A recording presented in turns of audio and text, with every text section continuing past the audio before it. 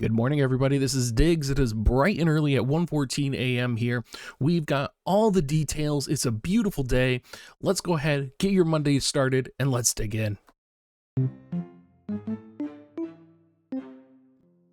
There is a lot going on this week, so I hope you guys are ready to hang tight and get going because we are going to be having a heck of a farming week. We got Phoenix, we got a mighty obstacle for VCs. Of course, we were kind of expecting Phoenix. In addition to Phoenix, we got some new EX jobs. We got some 3-star Espers.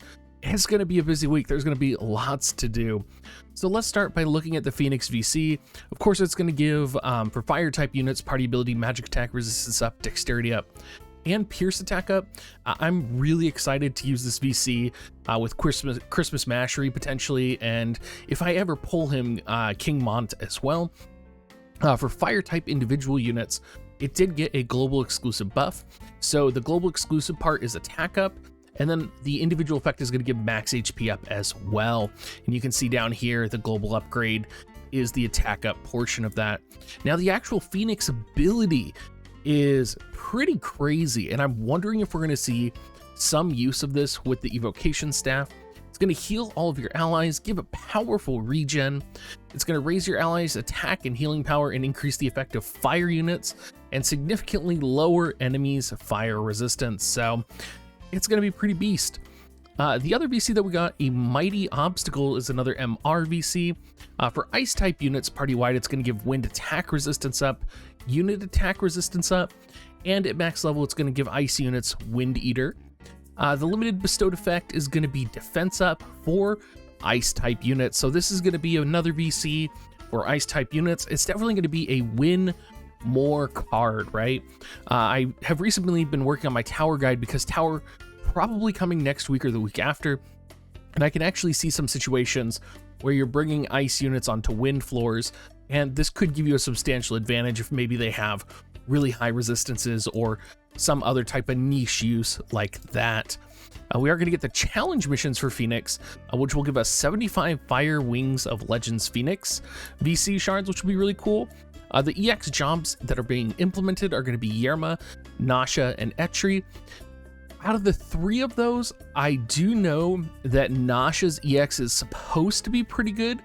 We're going to have to kind of dig a little bit deeper on that and see what it looks like. I'll probably put out a video later today going over all of their EXs and stuff. But for right now, let's just go ahead and cover the news. 3-star Awakening, we're getting Phoenix, right? Another 3-star Esper, very powerful, very defensive, fire-oriented Esper. Odin is going to be getting his 3-star as well. For Phoenix, you're going to have a mobilize resistance, and for Odin, you're going to get blind resistance. Personally, I'm really excited for Odin. Odin, one of the best Espers in the game, one of the highest agility Espers in the game. I'm really looking forward to see how his stats are affected and what his 3-star form is going to bring to the table. In terms of weekly campaigns, not much is going on. We are getting the Glacial raid, so we're going to get raid support daily missions. The spring login bonus campaign is a little weird as well, because if you look, we're actually getting Phoenix Vision card shards. So we're going to be getting an additional 25 Phoenix Vision card shards, which is pretty nice. You're also going to get 2 Azure Imbued Fragments of Thought. You're going to get some large burst NRG potions, so it's actually pretty good. You're going to get 2500 Viz, of course, all the details there. Make sure you do your daily missions this week. Of course, you're going to get the raid support NRG package. You're going to get some gill snappers and growth eggs to go with it. And of course, we have triple guild medals, which you do not have to manually change anymore. It will automatically change for you.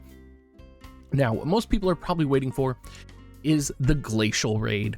And the Glacial raid is probably one of the more important raids that you need to be doing. And I'm actually surprised that we are getting the Glacial raid right now, because this actually puts us back on track with the raid schedule. We basically skipped the Christmas raid.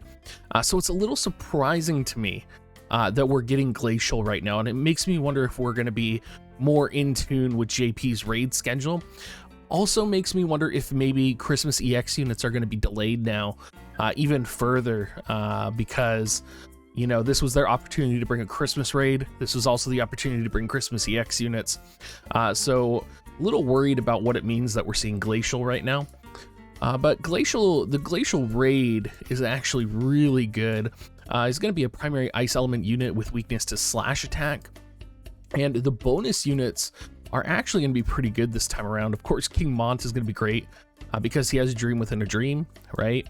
We also have access to 9S, 2B as large bonuses as well. So if you have any of these units, you can probably make it work. 9S, of course, you could probably pull a thunder unit composition of some type. 2B with wind slashing, also in combination with like YERMA's EX and YERMA's LB, could be really powerful as well. You also think about wind, you could throw Uldoa in there with triple trick. I mean, it just becomes pretty powerful. You do have to kind of wonder though, since it's an ice elemental unit, if bringing wind is the best choice. So I'm a little worried about 2B, but we'll have to see. I think you're probably better off bringing a lightning.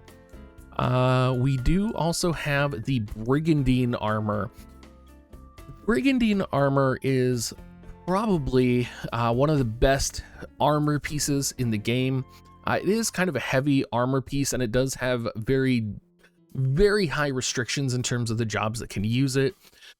Pretty much, if the character has a sword and a shield, that's the requirement for them to use it. It does give, in its +5 form, area attack resistance +10. So this is a great piece of gear, and one of the pieces of gear where like this is a unique effect that your units can get. It's going to be worth farming all the recipes. Honestly, I would farm the heck out of this raid. It's just going to be so good, and it's one of those items and gear sets that you're going to have to need. Other than that, you're just going to be busy farming that all week, I think. Nothing too exciting. Just talks about the rare raid gauge. Nothing really too new, it looks like. We do also have secret book reward quests, and probably what you guys will find interesting is we do also have the interlude season 1. So to my understanding, this is basically like side story content. I'm not really sure. I'm kind of excited to see it. It looked like it had 10 scenes, so very similar to like chapter releases, right? So you will be able to likely farm Visior and such from that. We're also going to get a repeat of the Admiral Prince, of course, with ETRE coming back. It's going to be really important that you get those 400 Mind Spheres for ETRE. So if you don't remember, you can farm those, and I would encourage you to farm those now, because if you need them later, you're going to want to have them. The Admiral Prince is also going to bring Golden Axe and Golden Blade back. If you don't have these, great weapons. Golden Axe, not that big of a deal. Golden Blade, though, lots of characters use that. Very powerful piece of gear. And then, of course, the ETRE training quest where you can get ETRE shards from as well. I would say the ETRE training EX quests are kind of a trap. I would stay away from them. The piece of gears that you get is Drake's Horn and Cat's Claw. I do have a Drake's Horn. It's a piece of gear that has the highest crit on any lance that you can get, but it has really low attack. I've never been in a situation where I've been like, oh, I want to use the Drake's Horn over my Ice Lance, or I want to use the Drake's Horn over my Wind Lance, right? Like, I always want to use another spear.